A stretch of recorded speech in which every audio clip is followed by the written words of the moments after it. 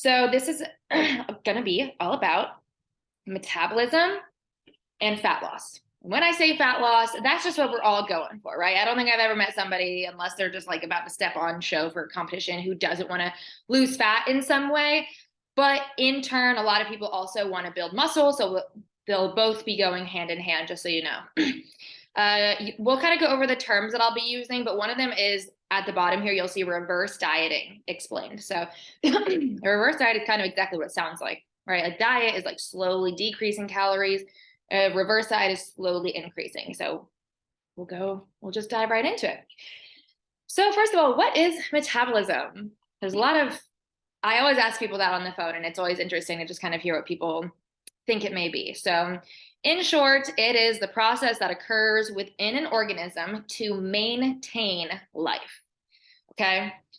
Maintain definitely being the key word here. So your metabolism isn't this thing that makes you just burn fat. A lot of people think that like metabolism is the secret key to losing fat. If it's on, whatever. If it's off, what, like, it's literally everything in your body that keeps you living. So one function that we're going to be talking about is that it breaks down food molecules into energy. Energy being movement, exercise, building, repairing, growth, hair growth, muscle growth, things of that sort. So using the food in order to give your body energy to do those things. Your rate of your metabolism is based off of a lot of different things: your age, your gender, your genetics, but most importantly, your lifestyle habits, exercise, diet, your history. And I'm kind of going to dive into why I'm emphasizing this so much, because it's really important. So in turn, if you are eating under your metabolic rate, your body loses weight. If you are eating over your metabolic rate, your body gains weight. And if you're eating at your metabolic rate, your body maintains weight. Okay? Here's where things get fun. For ideal health, your body should be in a maintenance phase for the majority of your life. If you break it down year to year, the majority of your life would be more than 6 months per year. A lot of people come to me and I ask them, how long have you been trying to do this? Whether that's lose weight or gain muscle or whatever, how long has this been an issue? It's usually either years or their entire lives. They've been trying to diet or lose weight. Okay, so just want to put that out there. For ideal health, for your entire body to function properly, which functioning properly would be to have a lean, healthy physique as well. Then that means your body should be in maintenance more than 6 months per year. So some terms we'll be using: BMR, metabolic rate, metabolic set point, maintenance calories, maintenance. These are all really the same thing. This is all pointing to what is that special number in calories that is your body's either metabolic rate, metabolic set point, maintenance, whatever. Okay, so all of these things, BMR, I'm going to be kind of using them. You'll hear them a lot. They're the same thing. Okay, it's all this specific number of calories that your body at this moment requires. It can be different day to day, year to year, whatever. Okay, here's where things get fun and interesting. Cody's on this call. I want Cody to unmute herself and say this in the most dramatic way possible.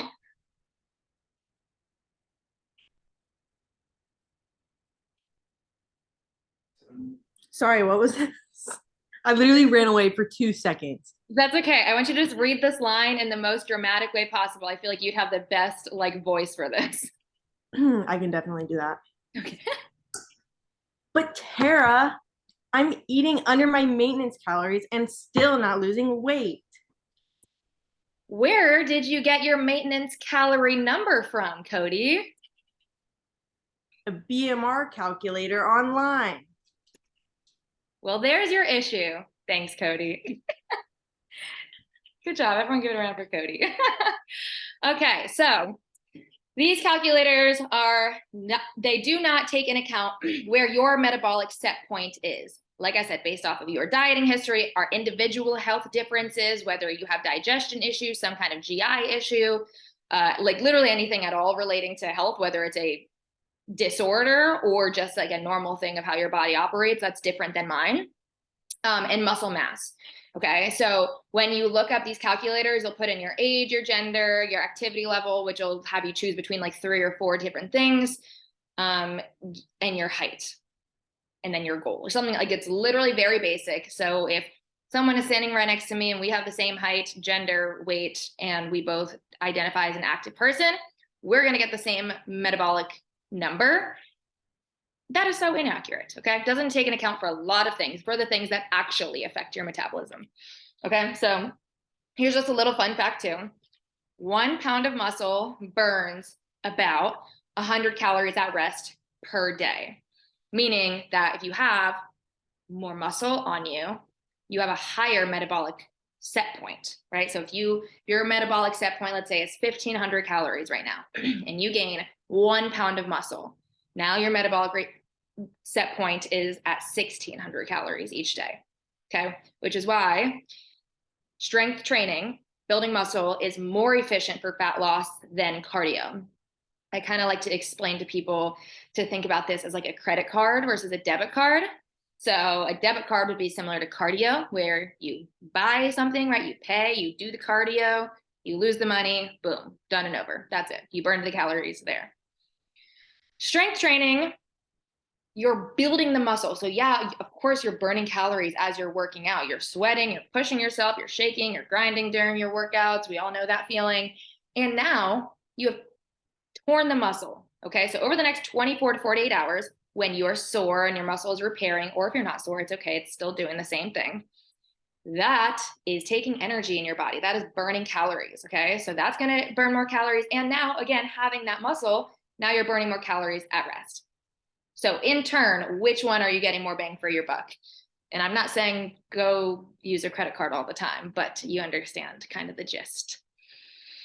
I say this all the time, and I am going to say it for the rest of my life. Your body's always smarter than you, than your mind. So the less calories you eat, the slower your metabolism gets. So sometimes people come to me, sometimes I get people who are under eating a majority of the time, have been dieting their whole life, but maybe like 40, 30% of the time, I do get clients who have been overeating, and they're ready and to get into a dieting phase right away. So we start lowering their calories, right?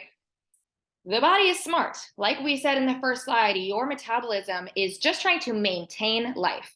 So now let's say you were eating 2,000 calories before starting our program, and then now we put your calories to 1,800.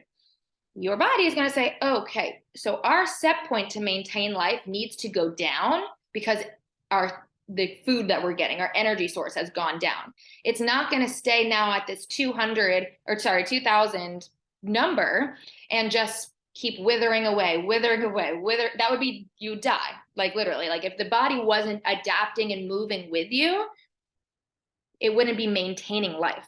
So in order for it to maintain life, it's going to adjust and adapt to whatever you have it doing. The more calories you eat, the quicker your metabolism.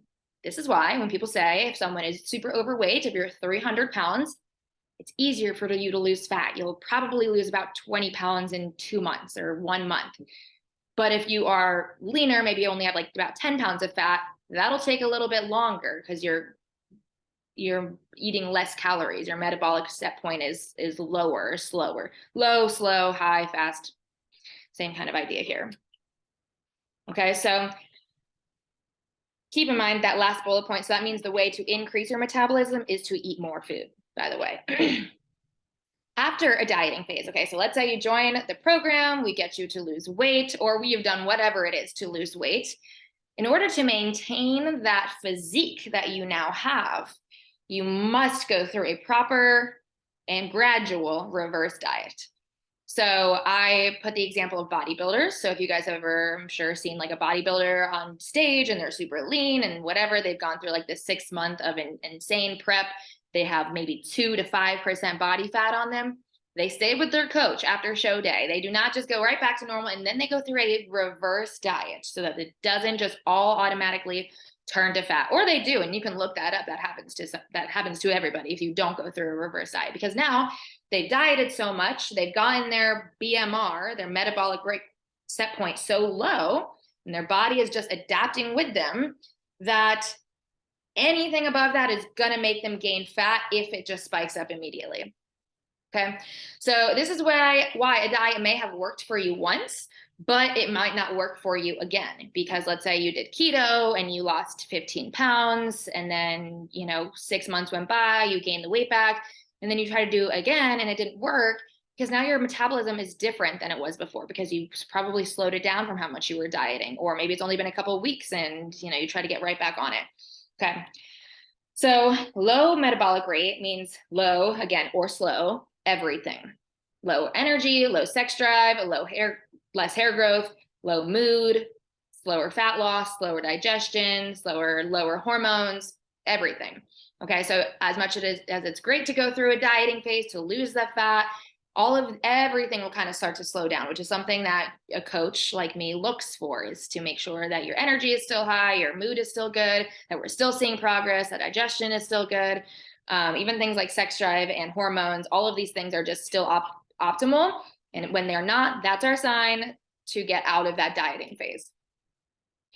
So ask yourself how long you've been dieting. Like I said, most people come to me after years of chronically dieting and then probably plateauing. Maybe they dieted 1 or 2 times and actually lost the weight. Maybe they never did, and at some point they've plateaued. So what we do is increase calories gradually. This, again, is what we call a reverse diet, which is why tracking is so important. I know it's so super fun. There's way worse types of nutrition things you can do than logging and tracking food. I know it's not the most fun to do that. It's kind of like homework. But it's just what it is. That's how you measure food. That's how we know what's going in the body. And you can only change things if you measure it, right? What gets measured gets improved.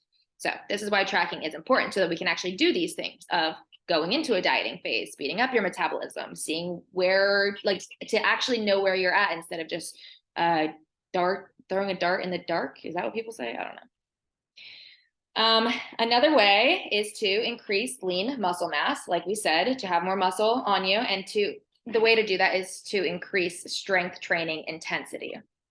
So hint, you can only gain muscle mass. So that whole 1 pound of muscle that we talked about that will speed up your metabolism, you can only grow muscle if you're eating enough food to grow. Think about a pet, a plant. Will these things grow if you don't give it food? No. And the way it will grow is if you are intentionally eating just past your metabolic set point, not over, not going crazy, not, oh, I'm over my metabolic rate, so that means this is going to turn to muscle. That's when it can be a slippery slope. It can just turn to fat loss. That's why it's really good to make sure you're tracking and knowing where your maintenance calories are at. So pairing these things with the additional calories, right? Pairing eating more with strength training and making sure it's good food quality is how we'll make sure it doesn't lead just to fat gain. But always pointing out that weight does not correlate with body fat. So if the scale goes up, that is not a reflection of body fat going up. The scale will go up when you start strength training because muscle weighs more than fat, but in general, it just weighs something. Water weighs something. Bone density is so important. This is why old people fall and die, right? They fall and they break a hip. It's so bad to not have good bone density. Strength training helps with bone density. And guess what? Having denser bones weighs more.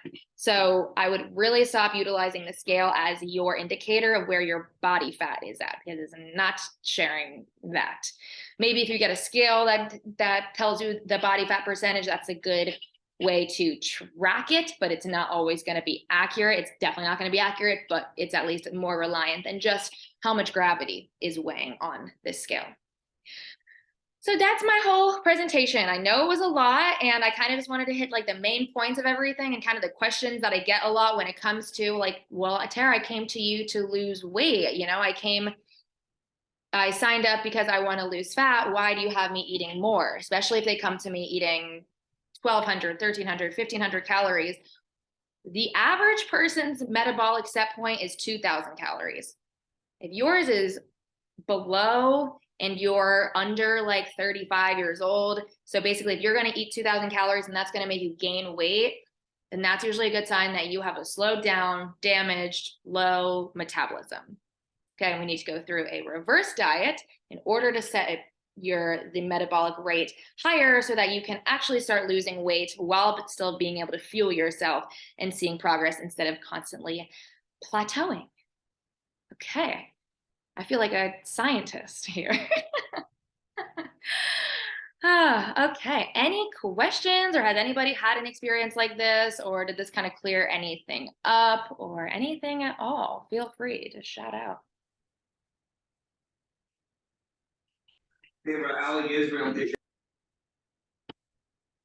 I'm sorry. He's so annoying. This just happened with my client yesterday, so I had to take her through it, the same exact thing. Mm-hmm.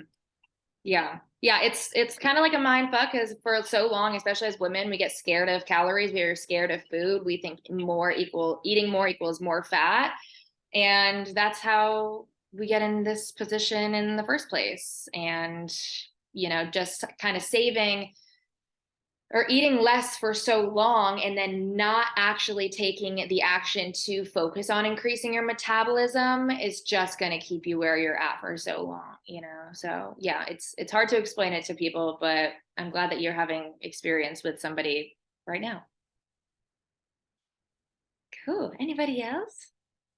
If you said websites aren't a great way to find our BMR, how would you recommend we figure that number out? Great question. Tracking your food. So log your food for, I would say, at least 2 weeks. Sometimes people can say 1 week. I would say 2 weeks is a good place to start. Track everything and basically just see what you're currently eating. Track your weight every day with those and see how they correlate. If you're tracking and maybe one day you're eating 1,300 calories and the next day you're eating 2,300 calories and just basically seeing where you're at, and then kind of giving yourself the goal of like, okay, now for this next week, let me eat 1,700 calories, track my weight, track how I feel. And that's basically trial and error. You kind of just see, if I eat 1,700 calories, if I eat 1,900 calories, do I gain fat? Do I gain weight? Do I stay the same? Or does that make me lose weight? So it's really different for everybody until we have you start tracking food consistently and then that's it, just finding where your maintenance is. Okay. Yeah, great question. Anybody else? I was just gonna say, and you know this, Tara, obviously, because I've said this a million times, but the scale has been the biggest mind fuck of my life. And, I've been like with you for what, I don't know, 3 months or something. And I've lost or been consistent, maybe 1 pound, literally 1 pound. But yet my clothes fit so extremely different. It's insane. Wow. It just makes me want to throw my scale away because it just doesn't reflect, how I actually look, how my clothes actually feel, how people look at me versus the number is consistent, Totally. So yeah. that's Totally. just the biggest lesson. And it's still in your mind because your whole life you're just trained to pay attention to the number, and it's actually not what's important. So. Yeah, totally. It's so funny because when I talk about this, there's certain people that come to my mind because I have kind of the talking my clients off the ledge sort of thing, oh my God, this scale went up a pound or whatever, it's not moving. But then they actually notice, okay, well, I am seeing the results though. So it's kind of working with that. And yeah, you're definitely one of those people where it's she is seeing the progress and the results. And just because the scale, but if you let the scale dictate your mood for the day, you would have thought that you've had no progress. And I always tell people too, you could lose 5 pounds of fat and gain 5 pounds of muscle. That is 10 pounds of progress that now the scale just has not taken into account for. So yeah, for some people, if you're over, I don't know, 250 pounds or whatever it is, whatever for your body shape, where weight loss is really where it would be ideal, you're in a dangerously high BMI, then yes, let's pay attention to the scale. Or if you're trying to gain weight. But for most people, the scale really actually isn't very beneficial. It's one of many tools. And if anything, it's the most inaccurate tool. So if you notice it's fucking with your head, I tell people, just don't weigh yourself. Literally don't. I know I ask it in the check-in. You can always just put NA if you're just doing that is making, taking away from all the progress that I've actually made, then yeah. So I'm glad that you have experience that. And it takes time to unlearn all of these things when it comes to being scared of food and just relying on the scale and being scared of strength training. Like it's literally all backwards from what we're taught, especially like 20 years ago. Oh my gosh, like there weren't even girls in the weight room. I don't think reverse dieting was probably even a word, you know? So it's all relatively new in the grand scheme of things. So yeah, that's awesome, Amy. I love that. All righty, y'all. Anyone else? Cool. Okay. Well, this was awesome. I love this. And it's funny because actually one of the calls soon will kind of be like all about the scale specifically and weight fluctuations and why it goes up and what it like whatever. But so yeah, this was great and loved this. And keep putting in your check-ins, anything that comes up, because it will turn into the topic of the call and we'll just like really dive deep. So yes, everyone take a selfie.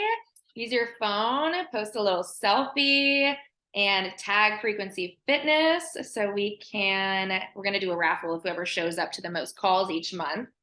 1, 2, everyone, a little peace sign. 3. So cute. Thanks for the good vibes. Thanks for participating.